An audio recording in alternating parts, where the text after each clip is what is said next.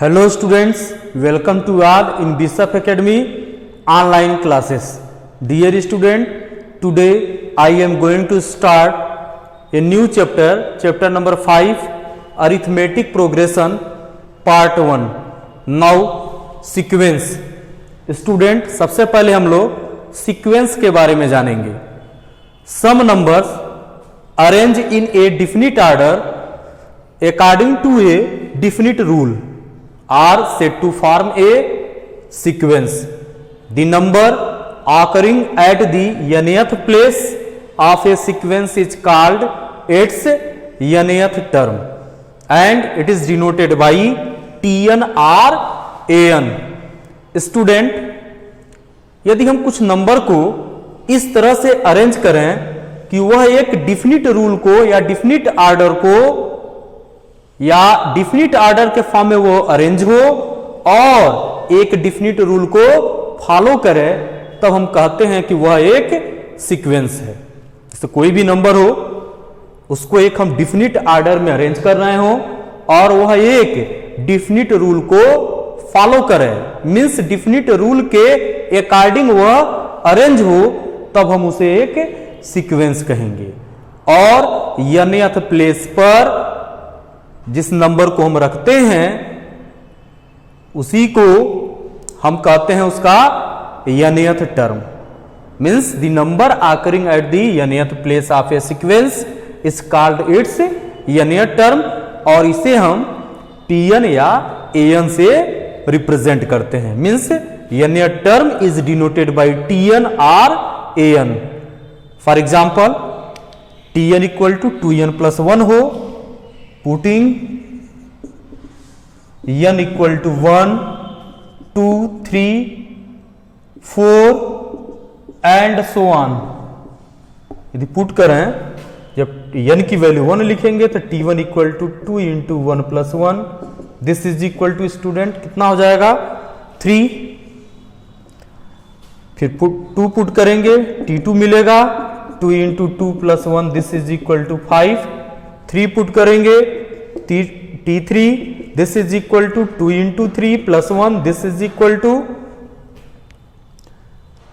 यहां पर 3 पुट कर रहे हैं 2 इंटू 3 तो हो जाएगा 7. फिर इसके बाद T4, 2 into 4 plus 1, this is equal to 9 and so on. इसी तरह से हम T5, T6 की वैल्यू हम फाइंड आउट कर सकते हैं. यदि इन नंबर्स को हम अरेंज करें तो नंबर क्या होगा, अरेंज करेंगे तो 3, 5, 7, 9 एंड सो ऑन.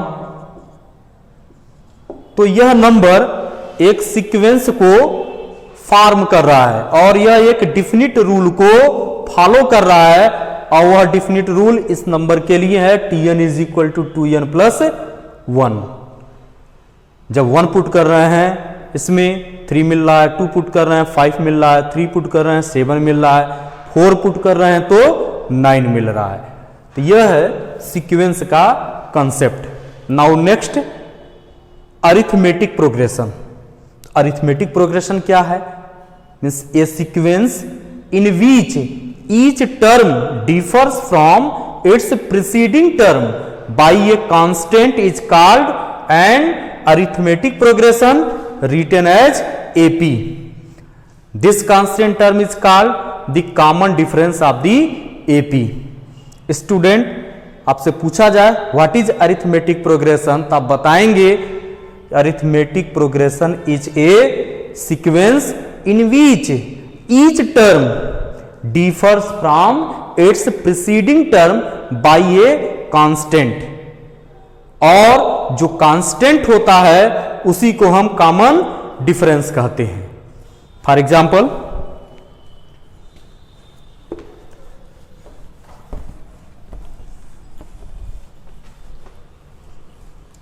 हम कहीं लिखे हो 2, 3, 4, 5 एंड सो ऑन, तो यह एक सीक्वेंस है. इसमें 2 में 1 ऐड कर रहे हैं तो 3 मिल रहा है, 3 में 1 ऐड कर रहे हैं तो यहां पर 4 मिल रहा है, 4 में 1 ऐड कर रहे हैं तो 5 मिल रहा है। मीन्स एक कांस्टेंट नंबर को हम ऐड करके नेक्स्ट टर्म को हम फाइंड आउट कर रहे हैं, तो यही रीजन है कि यह एपी में होगा। तो यही लिख देंगे ये एपी में होगा। AP means arithmetic progression. Student एक बात और आपको याद रखना है कि एपी का मीन्स एपी का फर्स्ट टर्म ऑफ एपी को हम स्मॉल ए से रिप्रेजेंट करते हैं एंड कॉमन डिफरेंस को हम डी से लिखते हैं। कॉमन डिफरेंस को स्मॉल डी से रिप्रेजेंट करते हैं। अब इस पर डिपेंड कुछ क्वेश्चन पूछा जाता है कि शो करिए कि फॉलोइंग सीक्वेंस या फॉलोइंग प्रोग्रेशन अरिथमेटिक प्रोग्रेशन है कि नहीं।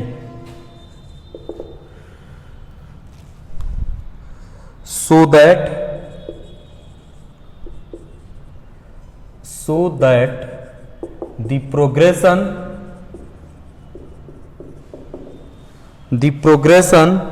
8 11 14 17 20 dot dot dot is an AP.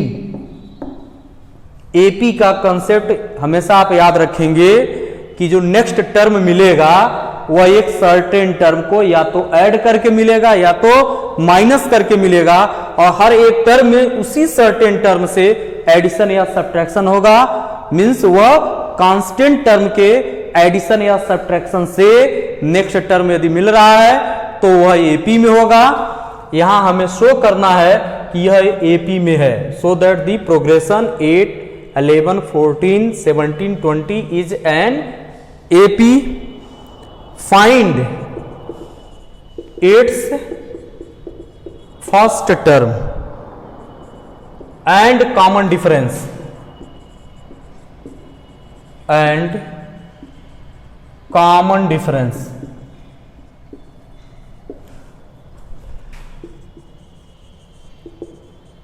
Student second में से फर्स्ट को हम माइनस करेंगे, यही रूल है, आप ध्यान देंगे। 11 माइनस 8 तो हो जाएगा 3, 14 माइनस 11 यहां भी 3 डिफरेंस आ रहा है, और फिर 17 minus 14 this equal to 3, 20 minus 17 equal to 3 and so on.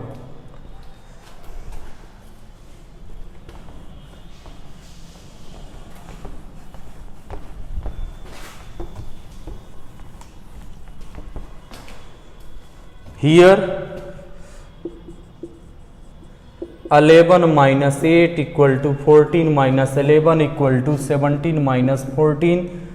This is equal to 20 minus 17. This equal to dot dot dot. This is equal to 3.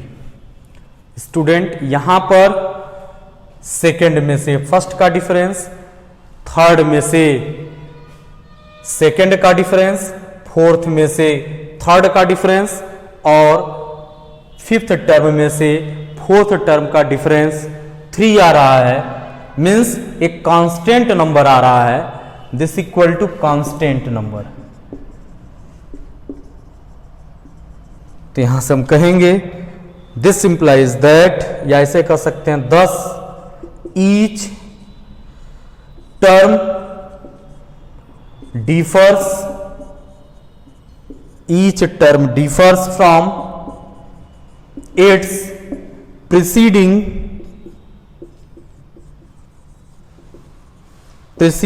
term by 3.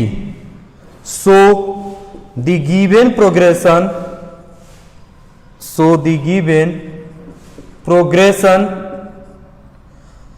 is an AP।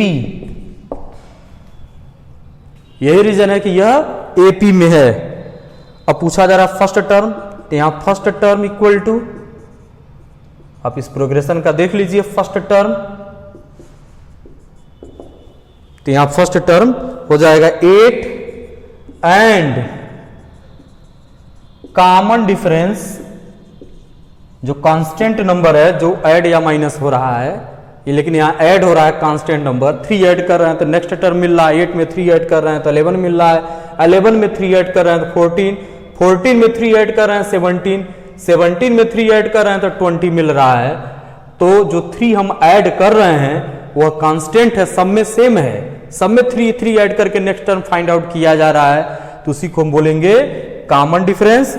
और common difference को हम student यहाँ पर लिखे हैं 3, तो यहाँ 3 है तो एक कॉमन डिफरेंस 3 हो जाएगा, यही रिक्वायर्ड सॉल्यूशन होगा। और एक बात और स्टूडेंट यहाँ पर आप लोगों को याद रखना है, अरिथमेटिक प्रोग्रेशन में जिसकी जरूरत कुछ फार्मूले प्रूफ करने में किया जाएगा, एक रिमार्क है इसे याद रखेंगे,